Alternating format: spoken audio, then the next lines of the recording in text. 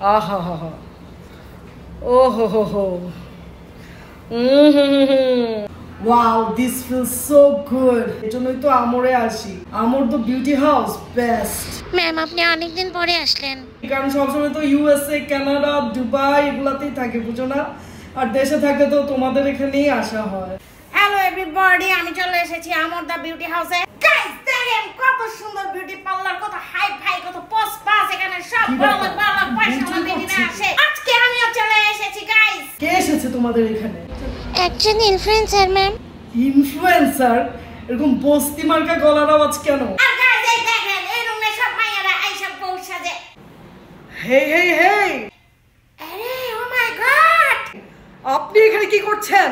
আরে বড়লোক ভাবি, আমি ভিডিও বানাইতে আইছি। আমি তো এনে বক করতে আইছি বক। ইউ,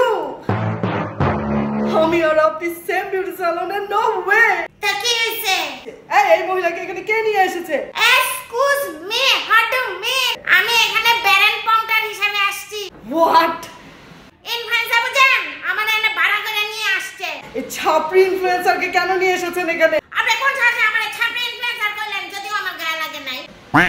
নিজের কাজ করেন আর আমার কাজ করতে দেন। চত্তা সব।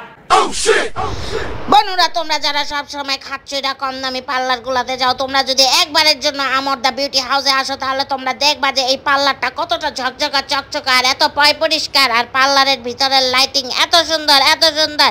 তুমি ঢুকা মাত্রই দেখবা তুমি ফর্সা হয়ে গেছো, একেবারে তোমার গায়ের রং চকচক করতেছে। তুমি বসে চাও, মেকআপ করতে চাও, চলে আসো আমর দা বিউটি হাউসে।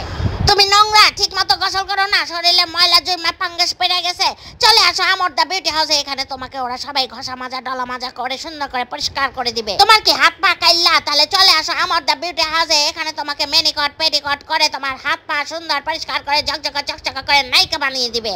তোমাকে কি হাত পা শরীর টিপানোর অভ্যাস আছে? তাহলে চলে আসো আমর দা বিউটি হাউসে। ভালো করে দাও তো।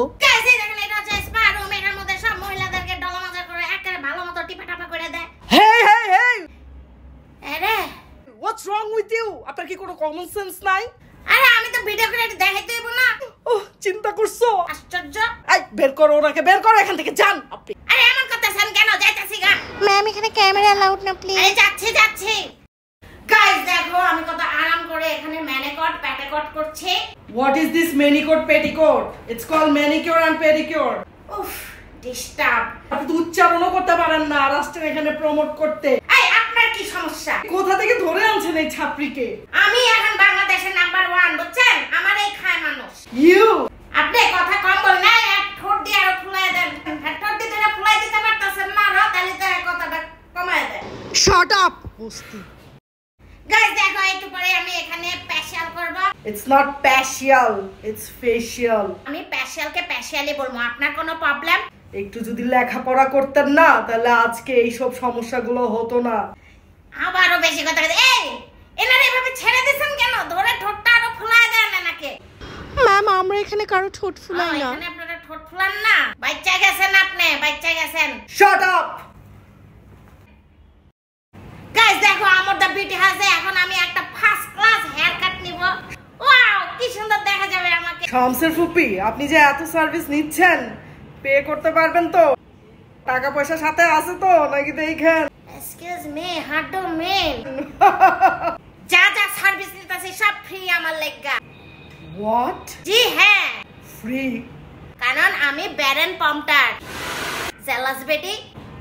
দেন আমাকে ফার্স্ট ক্লাস করে একটা চুল কেটে দেন, চুল কালার করব, চুল ওয়াশ করব, চুল ফুলাবো, স্ট্রেট করব, অনেক কিছু করব, অয়েল ম্যাসাজ নিব, অনেক কিছু করব। হ্যাঁ সব সার্ভিস নিয়ে নেন। আপনাদের নতুন ফকিন্নিদের এই এক প্রবলেম, মাগনা পেলে এরা সব একসাথে খেতে চায়।